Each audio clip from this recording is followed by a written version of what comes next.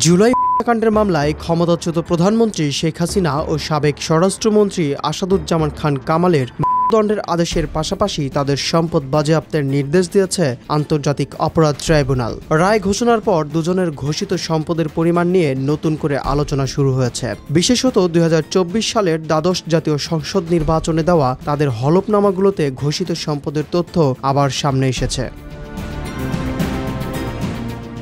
শেখ হাসিনা গোপালগঞ্জ ৩ আসনের প্রার্থী হিসাবে হলফনামায় স্থাবর ও অস্থাবর মিলিয়ে ৪,৩৪,০০,০০০ টাকার সম্পদের তথ্য দিয়েছিলেন। হাতে নগদ ছিল ২৮,৫০০ টাকা, ব্যাংকে জমা ছিল প্রায় ২,৩৯,০০,০০০ টাকা। জীবন অবাক না করলে কে করবে? ২৮% মিল্ক ফ্যাটের অবাক করার সাথে ফ্রেশ মিল্ক পাউডার। জীবন অবাক করুক প্রতিদিন। সঞ্চয়পত্র ২৫ লাখ এবং এফডিআর ৫৫ লাখ টাকা। তার নামে ৩টি মোটর গাড়ি রয়েছে, এর মধ্যে একটি উপহার হিসেবে পাওয়া। বাকি দুটির দাম ৪৭.৫ লাখ টাকা।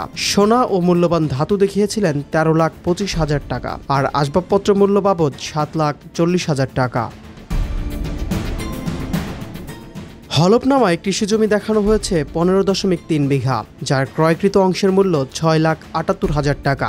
গাজীপুরের মৌচাকে তাদের পারিবারিক বাগানবাড়ির জমি ২৯৭ শতক, যা উত্তরাধিকারের সূত্রে ভাইবোন ও তাদের সন্তানদের নামে নথিভুক্ত।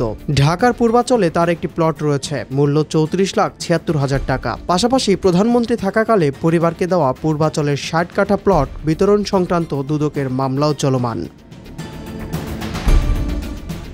দুদক বলছে ২০০৮ সালের নির্বাচনী হলফনামায় শেখ হাসিনা ৬.৫ একর জমির কথা বললেও বাস্তবে তার নামে ছিল ২৮ একর ৪১ শতক জমি।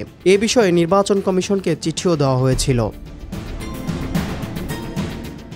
অন্যদিকে ঢাকা ১২ আসনের প্রার্থী হিসাবে আসাদুজ্জামান খান কামাল দেখিয়েছিলেন হাতে নগদ ৮৪ লাখ, ব্যাংকে ৮২ লাখ, বন্ড ও শেয়ার ২৪ লাখ, আর সঞ্চয়পত্র ও স্থায়ী আমানত ২,০১,০০,০০০ টাকা। দুটি গাড়ির মূল্য উল্লেখ ছিল ১,৬১,০০,০০০ টাকা। কৃষিজমি ৫ বিঘার বেশি, মূল্য ১,৬০,০০,০০০ টাকা। মোট স্থাবর ও অস্থাবর সম্পদ হয় ১০,২৫,০০,০০০ টাকার মতো, ১০ ভরি সোনা বাদে।